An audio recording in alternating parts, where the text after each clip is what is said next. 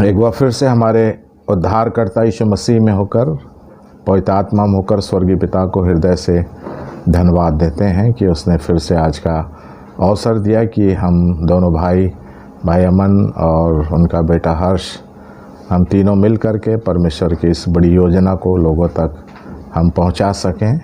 ये परमेश्वर का अनुग्रह है, परमेश्वर का प्रेम है, क्योंकि इसके लिए हमारे पास कोई योग्यता नहीं है। परमेश्वर की आत्मा हमको इस योग्य बनाता है, इसके लिए हम परमेश्वर की आत्मा का प्रभु यीशु मसीह में होकर हृदय से धन्यवाद देते हैं। और फिर से आज उन बातों को देखेंगे जो परमेश्वर ने मेरे लिए, हम सभी सुनने वालों के लिए तैयार करके रखा है, और इसलिए इन विषयों को देखने के लिए हम प्रार्थना में जाएंगे। अनुग्रहकारी दयालु सर्वशक्तिमान परमेश्वर उद्धारकर्ता यीशु मसीह में धन्यवादित हैं कि तूने हम पर अनुग्रह किया, हमारे जीवनों की सुधि ली, और फिर से आज का दिन देकर यह अवसर दिया कि अपने प्रिय भाई अमन के साथ, उनके बेटे हर्ष के साथ इस वचन की बातों को लोगों तक पहुंचाने के लिए महान परमेश्वर तूने हमें समय दिया, अवसर दिया, व्यवस्था किया। और पिता परमेश्वर इन बातों को सुनने सीखने के लिए हम सबों की सुधीली धन्यवाद देते हैं। और इसलिए पिता परमेश्वर सारी अंधकार की शक्तियों को जो तेरे वचन को प्रकट होने में, प्रकाशित होने में, मेरे मन और मुंह के माध्यम से लोगों तक पहुंचने में जो रुकावट लाने वाली अंधकार की शक्तियां हैं, स्वर्ग से गिरी हुई हारी हुई दुष्ट आत्माएं हैं, जिनको स्वर्ग यीशु तूने क्रूस पर हरा दिया है, उन सारी हारी हुई शक्तियों को, हमारे इस घर के पूरे वातावरणों से, वायुमंडल से मसीह यीशु के नाम से निष्क्रिय और निकम्मा करते हैं। पूरी पवित्रता पवित्र आत्मा की अगुवाई में मांगते हैं पिता, ताकि हम पवित्रता के साथ इन कामों को करने के लिए सक्षम रहें, और तेरी बातें जो तूने मेरे लिए, मेरे प्रियों के लिए रखी हैं, उसे हम प्राप्त कर सकें। मानुषिक ज्ञान बुद्धि को क्रूस की वेदी पर चढ़ाता हूँ। फिर से इस सहभागिता को पवित्र आत्मा पिता की अगुवाई में यीशु के नाम से स्वर्ग पिता तेरी उपस्थिति में समर्पित करता हूँ, और इस विनती को हम सबके उद्धारकर्ता यीशु मसीह के नाम से मांगते हैं पिता। सुनिए और ग्रहण कीजिए। आमीन, आमीन, आमीन। सो परमेश्वर के महान पवित्र नाम को हम यीशु मसीह में सराहते हैं, धन्य कहते हैं, क्योंकि परमेश्वर वास्तव में सराहने का परमेश्वर है, सराहने के लिए परमेश्वर है। इसके लिए हम यीशु मसीह में पवित्र आत्मा में स्वर्गीय पिता को ऊंचे पर उठाते हैं, ऊंचे पर उठाते हैं, और हम घटते चले जाएं, और परमेश्वर को, प्रभु यीशु मसीह को, पवित्र आत्मा को हम सब अपने जीवन से, अपने स्वभाव से, अपने चाल चलन से हम ऊंचे पर उठाते चले जाएं, क्योंकि परमेश्वर कहता है कि यदि तुम मुझको ऊंचे पर उठाओगे तो मैं तुमको ऊंचे पर उठाऊंगा। तो इन कार्यों के लिए, इन जानकारियों के लिए मैं परमेश्वर को धन्यवाद देता हूं, और विशेषकर आज उन बातों को देखेंगे जो परमेश्वर ने हम सब के लिए तैयार करके रखी है। जैसे हम जानते हैं कि बाइबल में 66 पुस्तकों का संग्रह है, और 66 पुस्तकों के संग्रह में परमेश्वर ने सारे मानव जातियों की आवश्यकताओं को दे के रखा है। और विशेष हम आज उन बातों को देखेंगे जो 66 पुस्तक के सबसे पहली 5 पुस्तक, उसके बारे में हम कुछ जानेंगे, है ना। परमेश्वर ने जो मुझको बताया, सिखाया, और अभी भी इन बातों को रखने के लिए वो मेरी मदद करेगा, इसके लिए परमेश्वर का मैं धन्यवाद देता हूँ। जैसे पहली 5 पुस्तक ही पूरी बाइबल का सार है। उत्पत्ति, निर्गमन, लय व्यवस्था, गिनती और व्यवस्था विवरण पूरी बाइबल का सार है और पूरी बाइबल का आधार है। इसलिए परमेश्वर ने जो बातें लिखी हैं, पहली पुस्तक का नाम है उत्पत्ति, है ना। उत्पत्ति का अर्थ होता है उत्पन्न होना। तो परमेश्वर सबसे पहले हमको उत्पन्न होने का इसमें जानकारी दिया है, उत्पत्ति की पुस्तक में उत्पन्न होने की जानकारी दिया है। जैसे हम देखें कि हम इस बाइबल से जुड़े तो हैं, हम बाइबल पढ़ते तो हैं, प्रचार करते तो हैं, पर क्या हम उत्पन्न हुए? और यदि हम उत्पन्न नहीं हुए हैं तो फिर हमारा सब कुछ व्यर्थ चला जाएगा। तो इसलिए उत्पत्ति का अर्थ होता है उत्पन्न होना। तो परमेश्वर ने इन बातों को यूहन्ना रचित सुसमाचार उसके पहले अध्याय के 12वें पद में लिखा है, जिसको हम पढ़ेंगे।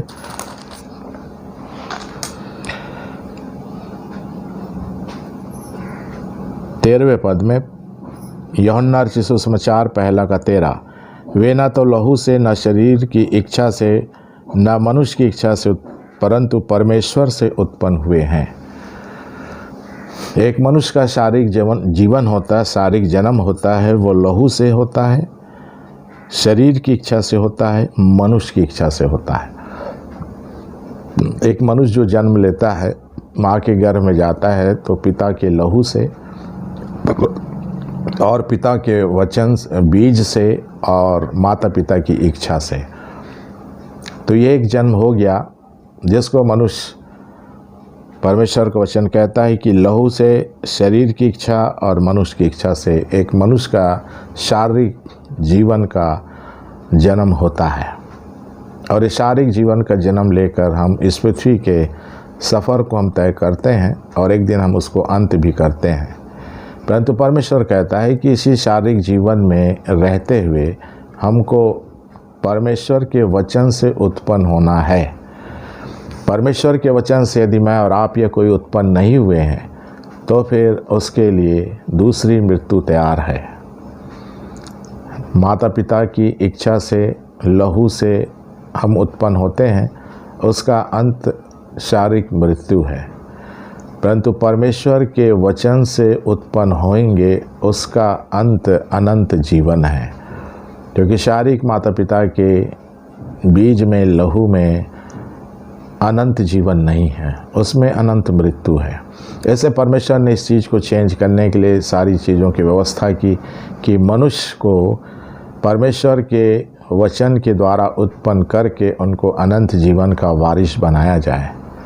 जैसे हम देखें कि परमेश्वर से क्या मैं और आप उत्पन्न हुए, है ना। यदि परमेश्वर से मैं और आप उत्पन्न नहीं हुए हैं, तो हमारी ज़िंदगी का कोई मतलब नहीं है, कोई अर्थ नहीं है, बिना अर्थ की ज़िंदगी है। बस खाओ, कमाओ, पैसा जमा करो, ये करो, वो करो, उसके बाद फिर अनंत मृत्यु में चले जाओ। तो परमेश्वर ने हमको अनंत मृत्यु से बचाने के लिए ये वचन का प्रबंध किया, यीशु मसीह का प्रबंध किया कि हम इस परमेश्वर के वचन के द्वारा, अर्थात परमेश्वर के द्वारा हम उत्पन्न होएं। यदि हम परमेश्वर के द्वारा उत्पन्न होएंगे तो फिर हमको अनंत जीवन मिलेगा। इसलिए पहली पुस्तक उत्पत्ति इसी बातों का संकेत करती है कि हमको परमेश्वर से उत्पन्न होना है। यदि हम परमेश्वर से उत्पन्न होते हैं तो पहली पुस्तक उत्पत्ति की हमारे जीवन में पूरी हो जाती है। तो पहली पुस्तक का हमारे जीवन में परिपूर्णता हुई कि नहीं, हम उत्पन्न हुए कि नहीं, परमेश्वर से उत्पन्न हुए कि नहीं। यदि हम परमेश्वर से उत्पन्न नहीं हुए हैं तो हम फिर हमारे जीवन में उत्पत्ति की पुस्तक पूरी नहीं हुई है, और उत्पत्ति पूरी नहीं होगी तो फिर आगे का जो और पुस्तक है वो हमारे जीवन के साथ संबंध नहीं जोड़ सकता है। जैसे पहला पत्रस 1:23 में भी लिखा है, परमेश्वर का वचन सब चीज़ को बताया है, इसलिए हम वचन से ही हर जानकारी को वचन से लेने की कोशिश करेंगे तो परमेश्वर हमको देने के लिए 24 घंटा उपलब्ध रहता है। परमेश्वर 24 घंटा हमारे सामने उपलब्ध रहता है यदि हम परमेश्वर की जानकारी को वचन के द्वारा लेने की हम कोशिश करेंगे, है ना। तो पहला पत्रस पहला अध्याय की 23 पद में लिखा है, क्योंकि तुम नाशमान नहीं पर अविनाशी बीज से परमेश्वर के जीवते और सदा ठहरने वाले वचन के द्वारा नया जन्म पाया है। देखिए, मतलब परमेश्वर शुरू से आखिरी तक कह रहा है कि तुमको उत्पन्न होना है, परमेश्वर के सदा ठहरने वाले वचन के द्वारा उत्पन्न होना है। और जब एक मनुष्य परमेश्वर के सदा ठहरने वाले वचन, अविनाशी वचन से उत्पन्न होता है तो उत्पत्ति की पुस्तक उसके लिए पूरी हो जाती है। तो ऐसे फिर यूहन्ना की पत्री में भी पहला यूहन्ना 3:9 में लिखा है। इन सब चीज़ों को बाइबिल से मुझको और हम सबको सीखने, जानने की और इस पर चलने की आवश्यकता है। तो पहला यूहन्ना 3:9 में लिखा है, जो कोई परमेश्वर से जन्मा है वो पाप नहीं करता। देखिए, यदि परमेश्वर से कोई व्यक्ति उत्पन्न हुआ है, यदि कोई परमेश्वर के वचन रूपी बीज से कोई जन्म लिया है, तो बाइबिल चैलेंज कर रही है कि वो व्यक्ति जो परमेश्वर से उत्पन्न हुआ है वो पाप नहीं करता। यदि मैं और आप पाप करते हैं तो उसकी पहचान है कि हम परमेश्वर से उत्पन्न नहीं हुए हैं। मैं और आप यदि परमेश्वर की आज्ञा का उल्लंघन करके पाप करते हैं तो हम परमेश्वर से उत्पन्न नहीं हुए हैं। माता पिता से उत्पन्न हो जाने का मतलब स्वर्ग जाने का कोई संबंध नहीं है। माता पिता से उत्पन्न होंगे, उसके बाद यदि परमेश्वर से उत्पन्न नहीं हुए तो हमारे लिए विनाश रखा हुआ है। क्योंकि परमेश्वर कह रहा है कि माता पिता का जो बीज है वो नाशमान बीज है, परंतु परमेश्वर का जो बीज है वो अविनाशी बीज है। इसलिए बाइबिल जो परमेश्वर का वचन का बीज है वो हमारे घर तक पहुंच गया है। इसलिए इस वचन के बीज को हम अपने हृदय के गर्भ में जब हम रखते हैं, जब हृदय के गर्भ में ये वचन जाता है तो ये वचन हमको परमेश्वर के संतान के रूप में उत्पन्न करता है। और उत्पन्न होता है, मनुष्य परमेश्वर से उत्पन्न होता है तो परमेश्वर का वचन कहता है कि वो पाप नहीं करता, है ना। वो पाप नहीं करता क्योंकि उसका बीज उसमें बना रहता है। देखिए, यदि मैं और आप परमेश्वर से उत्पन्न हो जाएंगे तो वचन रूपी बीज हमारे जीवन में बना रहेगा, और तब इस वचन के सहारे हम पाप करने से रुक जाते हैं। जैसे दाऊद ने भी भजन 119:11 में कहा है कि मैंने तेरे वचन को अपने हृदय में रख छोड़ा है कि तेरे विरुद्ध पाप ना करूं। तो जो परमेश्वर से उत्पन्न होते हैं उनके हृदय में ये वचन रूपी बीज जगह पाता है। और यदि परमेश्वर से उत्पन्न नहीं हुए तो मेरे और आपके हृदय में परमेश्वर का वचन नहीं ठहर सकता, नहीं रुक सकता। पढ़ सकते हैं हम, कुछ देर स्मरण रख सकते हैं बाइबिल को, परंतु अपने हृदय में रख कर के हम पाप करने से बच नहीं सकते हैं। पाप से बचना है तो पहला परमेश्वर से उत्पन्न होना है, और उत्पन्न होकर के इस वचन को अपने हृदय में रखना है ताकि ये वचन हमको पाप करने से रोके।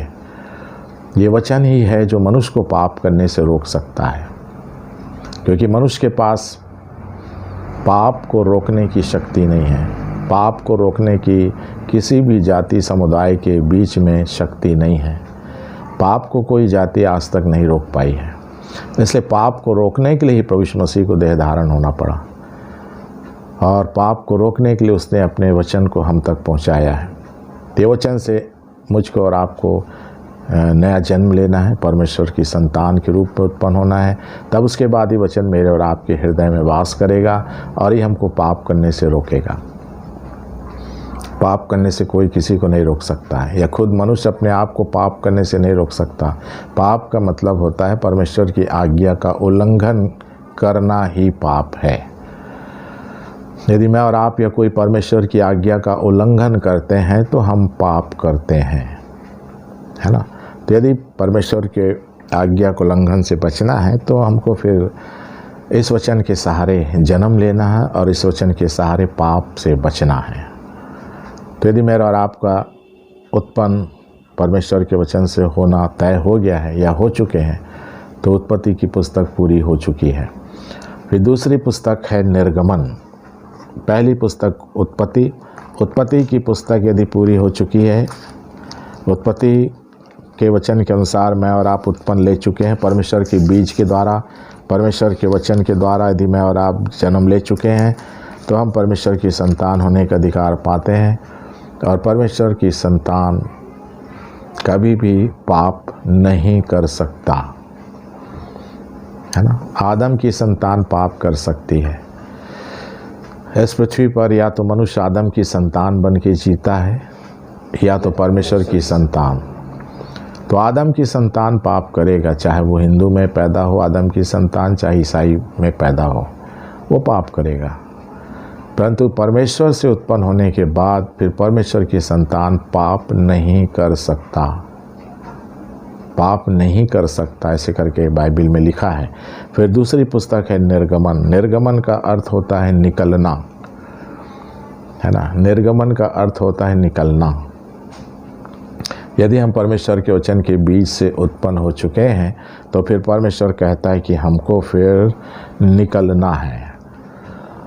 उत्पन्न होने वाला निकलता है, जो उत्पन्न नहीं होता वो कहाँ से निकलेगा, है ना। यदि हम उत्पन्न हो चुके हैं परमेश्वर के वचन से तो हम निकलेंगे, क्योंकि दूसरा कुरिन्थी 6:17 में लिखा है। और शुरू से सारी बाइबिल हमको इन बातों को बताना चाहती है कि बाइबिल के एक एक वचन हर मनुष्य के जीवन के लिए रखे हैं। दूसरा कुरिन्थी 6:17 में लिखा है, इसलिए प्रभु कहता है कि उनके बीच में से निकलो और अलग रहो और अशुद्ध वस्तु को मत छुओ, तो मैं तुम्हें ग्रहण करूँगा। यदि मैं और आप या कोई भी परमेश्वर के वचन से जन्म ले चुका है, परमेश्वर की संतान बन चुका है, तो फिर उनके बीच से, मतलब जो परमेश्वर की आज्ञा का उल्लंघन करते हैं, चाहे कोई भी मनुष्य हो, कोई भी जाति का हो, कोई भी देश का हो, यदि परमेश्वर की जो आज्ञा का उल्लंघन करते हैं, उनके बीच से परमेश्वर अपनी संतानों को निकलने का आदेश देता है। यदि हम परमेश्वर की आज्ञा ना मानने वालों के साथ रहेंगे तो हम आज्ञा ना मानने वाले ही बन के रहेंगे। इसलिए परमेश्वर कहता है कि वचन से उत्पन्न हो जाओ और जो आज्ञा परमेश्वर की नहीं मानते उनके बीच में से निकल जाओ, तो निर्गमन की पुस्तक क्या हो जाएगी? पूरी हो जाएगी, कंप्लीट। पहले उत्पत्ति को कंप्लीट करना है, फिर उत्पत्ति कंप्लीट होगी, फिर निर्गमन कंप्लीट करना है। निर्गमन कंप्लीट के परमेश्वर बोलता है कि उनके बीच में से निकलो और अलग रहो। अलग रहो, जो परमेश्वर की आज्ञा नहीं मानते हैं उनसे अलग रहो, चाहे कोई भी हो, कोई भी हो, छोटा हो, बड़ा हो, प्रतिष्ठित हो, कोई भी हो, प्रचारक हो, कोई भी हो, चाहे मैं भी प्रचार कर रहा हूँ, यदि मैं भी आज्ञा नहीं मानता तो मुझसे भी आप लोग अलग रहिए, मेरे भी साथ रहने की कोई आवश्यकता नहीं है। ऐसे परमेश्वर ने इन बातों को मुझको सिखाया है कि यदि तेरे को परमेश्वर की आज्ञा मानना है तो आज्ञा नहीं मानने वालों से अलग होना पड़ेगा। यदि आज्ञा मानने वालों के साथ रहेगा तो तू भी धीरे धीरे आज्ञा को तोड़ने लगेगा। तो इससे परमेश्वर ने मुझको भी उत्पन्न किया और मुझको निकाला, मुझको निकाल दिया, उनके बीच से निकाल दिया। जो परमेश्वर की आज्ञा नहीं मानते हैं उनसे निकलना, निर्गमन की पुस्तक को कंप्लीट करना है। और तब कहता है कि तब उसके बाद परमेश्वर कहता है कि मैं तुम्हारा पिता होऊंगा। देखिए, पहले परमेश्वर की संतान बनिए, फिर उनके बीच से निकलिए, तब स्वर्गीय पिता बोलेगा मैं तेरा पिता हूँ। नहीं तो हम एक तरफ से बोलते हैं कि परमेश्वर हमारा पिता है, तो एक तरफा कहना जायज़ नहीं है।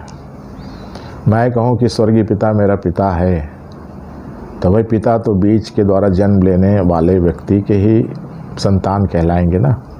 तो परमेश्वर के वचन के बीच से मैं और आप नहीं जन्म लिए तो हमको उसको पिता कहने का अधिकार नहीं है। यदि पिता कह रहे हैं तो उससे कोई फ़ायदा नहीं मिलेगा, है ना। आज तो संसारिक, भौतिक, आर्थिक, शारीरिक समस्या का समाधान परमेश्वर सबका करता है, सबका, चाहे उसकी संतान बना या ना बना हो। तो इसलिए परमेश्वर इस वचनों से हमको बता रहा है कि जब हम परमेश्वर की संतान बन के उनके बीच में से निकलेंगे जो परमेश्वर की आज्ञा नहीं मानते हैं, तो वो मेरा पिता होऊंगा। बोलता मैं तुम्हारा पिता होऊंगा और तुम मेरे बेटे और बेटियां होंगे। यह सर्वशक्तिमान प्रभु परमेश्वर का वचन है। ये सर्वशक्तिमान प्रभु परमेश्वर का वचन है। ये किसी मनुष्य का वचन नहीं है, किसी जाति, किसी समुदाय का वचन नहीं है। ये परमेश्वर किसी जाति या समुदाय में बंध के नहीं रहता, उसको कोई बांध के नहीं रख सकता किसी जाति में। तो किसी जाति में बंद कर रहने वाला परमेश्वर नहीं है, जिसको मैं भी नहीं जानता था, परंतु परमेश्वर ने मुझको जानकारी दी कि मैं किसी जाति और समुदाय में रहने वाला परमेश्वर नहीं हूँ। मैं अपने संतानों के बीच में रहने वाला परमेश्वर हूँ। मैं अपने पुत्रों और पुत्रियों के बीच में, बेटे और बेटियों के बीच में रहने वाला परमेश्वर पिता हूँ मैं। तीन बातों की जानकारी बाइबिल मुझको और आपको दे रही है, इसलिए हमको इसमें धोखा नहीं खाना है। बाइबिल रख के मुझको और आपको धोखा नहीं खाना है। यदि बाइबिल रख के भी मैं और आप धोखा खा रहे हैं तो फिर हमारे लिए बहुत बड़ा नुकसान रखा है सामने, और उस नुकसान का कोई भरपाई नहीं होगा। उस नुकसान की कोई भरपाई नहीं है। शरीर छोड़ने के बाद के नुकसान की कोई भरपाई नहीं है। और इसलिए यशायाह 52 में भी कहता परमेश्वर, देखिए यशायाह नबी के द्वारा भी कहा, दूर हो, 52 का 11 में, दूर हो, दूर, वहाँ से निकल जाओ, कोई अशुद्ध वस्तु मत छुओ, उनके बीच में से निकल जाओ। देखिए, हे यहोवा के पात्रों को ढोने वालों, अपने को शुद्ध करो, है ना। हम लोग यहोवा के पात्रों को ढोने वाले हैं। तो परमेश्वर कहता है उनके बीच से निकलो, दूर हो जाओ, दूर हो। तो जो बाइबिल कह रही है उसको मुझको संतान बन कर के ही मान सकता हूँ। यदि मैं संतान नहीं बना हूँ तो बाइबिल को मैं नहीं मानूंगा। पढ़ सकता हूँ, मैं प्रचार कर सकता हूँ। तो इसलिए प्रभु के वचन में सब कुछ लिखा है कि यदि हम परमेश्वर की संतान उसके वचन के द्वारा उत्पन्न होके बन चुके हैं तो हमको निकलना ज़रूरी है। बहुत से लोग निकलना नहीं चाहते हैं। बहुत से लोग पिता का भी साथ और संसार का भी साथ चाहते हैं। तो दोनों का साथ हमारे लिए नुकसानदायक है। इससे परमेश्वर हमारी सहायता करे और इन वचनों को बड़ी ध्यान से पढ़िए।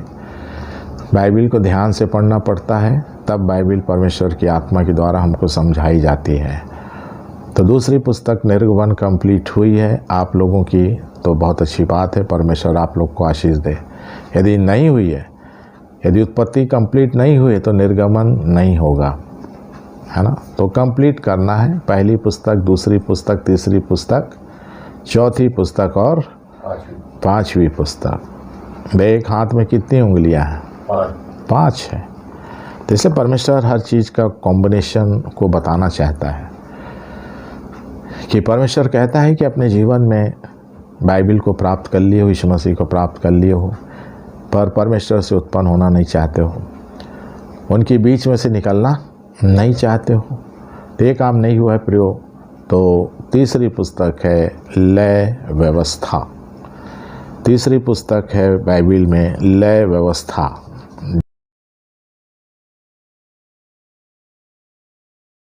लय व्यवस्था की जानकारी गिनती में दी गई है, लय व्यवस्था में भी दी गई है। आप उसको पढ़ेंगे तो पता चलेगा।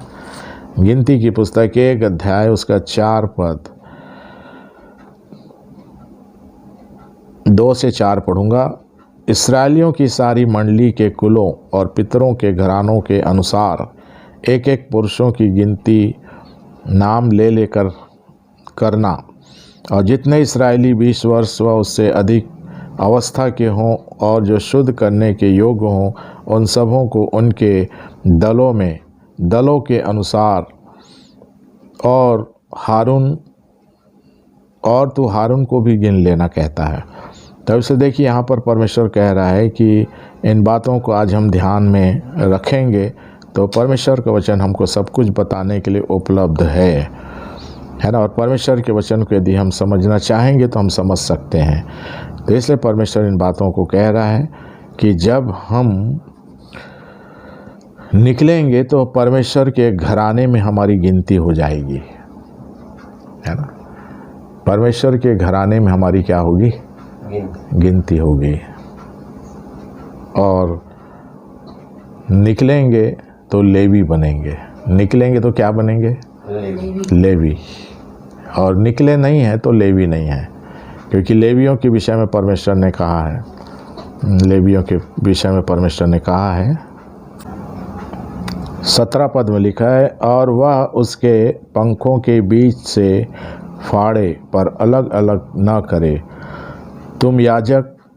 तब याजक उसको वेदी पर उस लकड़ी के ऊपर रख कर जो आग पर होगी जलाए, कि वह होम बलि और यहोवा के लिए सुखदायक सुगंध हवन ठहरेगा। जो लेवी थे वो परमेश्वर के लिए हवन के रूप में ठहरते थे। तो पहला उत्पत्ति, दूसरा निर्गमन, तब तीसरा लेवी के उसमें हम साटे जाते हैं। और परमेश्वर ने सारी चीज़ों को लेवियों को दिया। लेवियों के विषय में कहा है कि लेवियों को अलग से कोई भाग ना दिया जाए। लेवियों को परमेश्वर का जो भाग निकलता है वही भाग लेवियों को दिया जाए। लेवियों के लिए कोई अलग से ज़मीन, धन, संपत्ति कोई अलग से उनको नहीं देता था।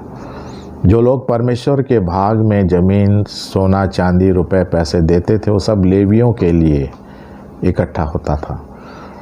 तब देखिए परमेश्वर जो सब कह रहा है हमको उसको समझने की आज आवश्यकता है। यदि हम 5 पुस्तक को अपने जीवन में कंप्लीट नहीं किए हैं तो हमारा परमेश्वर से कोई लेना देना नहीं हो सकता है। जब हम लेवी बनेंगे तो फिर हमारा परमेश्वर के घराने में क्या होगी? गिनती होगी।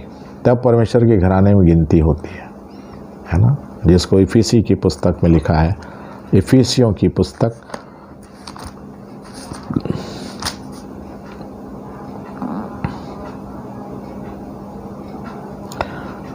2 अध्याय उसके 19 पद में लिखा है, इसलिए तुम अब विदेशी और मुसाफिर नहीं रहे, परंतु पवित्र लोगों के संगी, स्वदेशी और परमेश्वर के घराने के हो गए। देखिए, कब होंगे परमेश्वर के घराने के? जब वचन से परमेश्वर से उत्पन्न होंगे, उनके बीच में से निकलेंगे, बुराई से निकलेंगे, आज्ञा नहीं मानने वालों के बीच में से निकलेंगे, तब हम लेवी कहलाएंगे। और लेवी कहलाने के बाद तब परमेश्वर के घराने में एक मनुष्य की गिनती होती है। जब तक ये कार्यक्रम मेरे और आपके किसी के जीवन में पूरा नहीं हुआ, हम परमेश्वर के घराने के नहीं कहला सकते हैं। हम हिंदू के घराने, मुस्लिम, सिख और ईसाई के घराने के कहला सकते हैं, और हिंदू, मुस्लिम, सिख, ईसाई के घराने का परमेश्वर के घराने से कोई तालमेल नहीं बैठता है। इसलिए इन सब चीज़ों को ध्यान करिए। यदि परमेश्वर के घराने में मेरा और आपका नाम जुड़ चुका है तो स्वर्ग निश्चित रूप से मुझको और आपको मिलेगा। यदि परमेश्वर के घराने से मैं और आप नहीं जुड़े हैं तो फिर हमारे परमेश्वर के स्वर्ग में जाने का कोई प्रावधान नहीं है। जो हम काम करते हैं परमेश्वर के नाम से, उससे कोई परमेश्वर के घर, स्वर्ग नहीं जा सकता है। तो इसे सब चीज़ों को हमको परमेश्वर के वचन से देखना है कि परमेश्वर कैसे हमको इन बातों को सिखाना चाह रहा है। ये सारी चीज़ें पूरी होंगी तो परमेश्वर का वचन पूरा होगा। ये बातें पूरी नहीं हो रही मेरे जीवन में तो परमेश्वर का वचन पूरा नहीं होगा। इसलिए परमेश्वर कह रहा है कि यदि हम अब विदेशी और मुसाफिर नहीं रहे, परंतु पवित्र लोगों के संगी, स्वदेशी और परमेश्वर के घराने के हो गए, है ना। परमेश्वर के घराने के होके ही इस संसार को मुझको छोड़ना है। यदि परमेश्वर के घराने नहीं बने हैं, परमेश्वर के घराने में हम नहीं जुड़े हैं, तो हम संसार छोड़ेंगे तो हमको परमेश्वर एक्सेप्ट नहीं करेगा। दुनिया में भी क्या है, घरानों को एक्सेप्ट करते हैं, है ना। घरानों को एक्सेप्ट किया जाता है। घराने जब एक दूसरे के घर में आते जाते हैं तो उनको घर में रखा जाता है, उनके आतिथ्य सेवा की जाती है ना। तो इसलिए परमेश्वर के घराने के मैं और आप हुए या नहीं हुए, तो उसके लिए बाइबल कहती है कि पहला उत्पत्ति कंप्लीट करो, दूसरा निर्गमन कंप्लीट करो, तीसरा लय व्यवस्था पूरी करो, तब चौथा परमेश्वर के घराने में गिनती होगी। और जब परमेश्वर के घराने में गिनती होगी तो 5वीं पुस्तक व्यवस्था विवरण, तो परमेश्वर अपने घराने में जोड़कर एक मनुष्य को अपनी व्यवस्था देता है ना। जब हम परमेश्वर के घराने में जुड़ते हैं तो परमेश्वर अपने घराने को अपनी व्यवस्था देता है। उसको कहाँ देता है, उसको हम कुरिन्थी की पुस्तक में पढ़ सकते हैं। कुरिन्थियों की पुस्तक में लिखा है,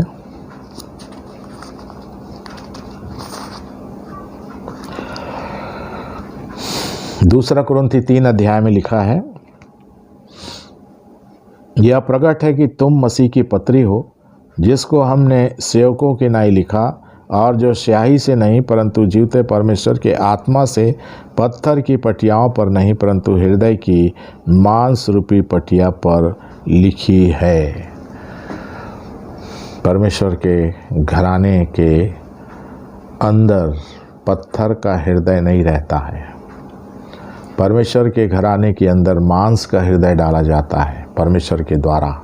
यह परमेश्वर का कार्यक्रम है ना। तो परमेश्वर के घराने के होएंगे तो हमारा मांस का हृदय हमको हमारे अंदर डाला जाता है। आप देख लीजिए, जब जो जिस घराने के लोग हैं, हर एक घराने के लोगों का हृदय पत्थर का है, कठोर हृदय।